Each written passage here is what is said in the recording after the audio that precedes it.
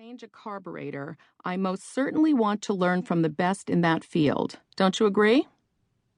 There are, by the way, some excellent and accurate resources that are written by experts, and they are referenced on the enhancement PDF that accompanies this audiobook.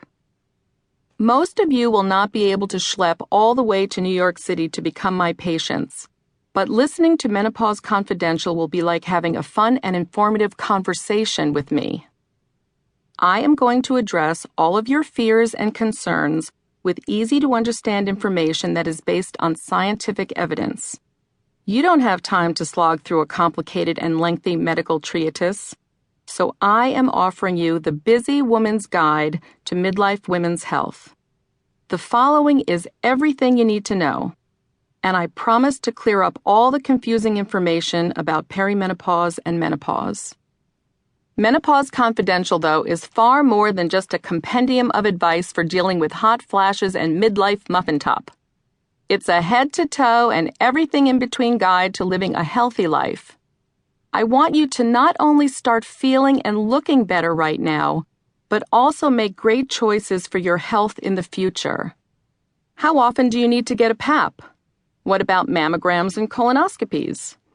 How can you guard against heart disease, the #1 killer of women in the United States? What is the secret to losing weight in midlife? There's a lot of confusion out there, and even the stuff that is on target can be overwhelming.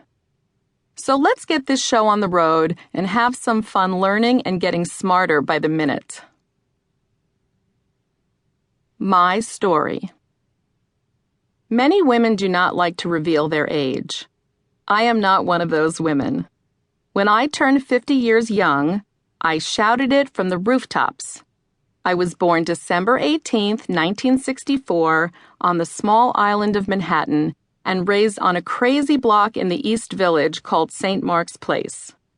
My parents, Rick and Renee, bought apartment buildings in this area in the 1960s and 1970s, a time when the neighborhood was gritty, dangerous, and filled with people doing drugs and living on the streets.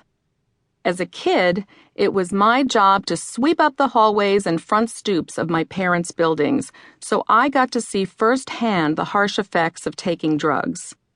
I like to say that kids often rebel against the environment they are raised in, and I was no exception.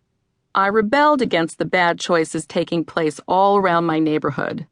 Instead of doing drugs, I stayed in my room and did my homework.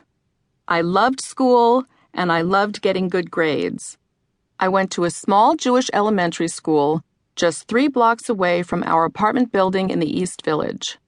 My brother Mark and I had to walk through the notorious Tompkins Square Park, teeming with addicts and homeless people in order to get there. Mark had kidney disease, and many of my childhood hours were spent visiting him in the hospital. I can still remember the exciting wheelchair races we had in the hospital hallways. Seeing medicine at work up close and personal at such an early age really influenced my career choice. There was no doubt in my mind that I would one day become a doctor. I had already decided by the time I was 6 years old. My brother grew up to be a lawyer. My mother, the landlord, used to joke that she wished one of us had chosen to become a plumber because plumbers were so expensive.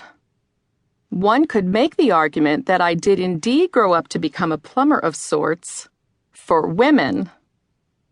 I spent the next 4 years at the prestigious Stuyvesant High School, located just 6 blocks from home. I never really made it out of the East Village until it was time to go to college. I attended Johns Hopkins University as a pre-med student. Next came medical school at the State University of New York at Stony Brook on Long Island. When it was time to choose a residency, I selected the University of California, San Francisco, not only because it had an excellent program, but also because it was time for me to experience somewhere besides New York City. To this day, I consider myself a sister of San Francisco. Early in my career, I practiced both obstetrics and gynecology. I really loved delivering babies, performing surgery, and being a partner in the lives of women going through both major and minor health issues. However, at some point in my early 30s,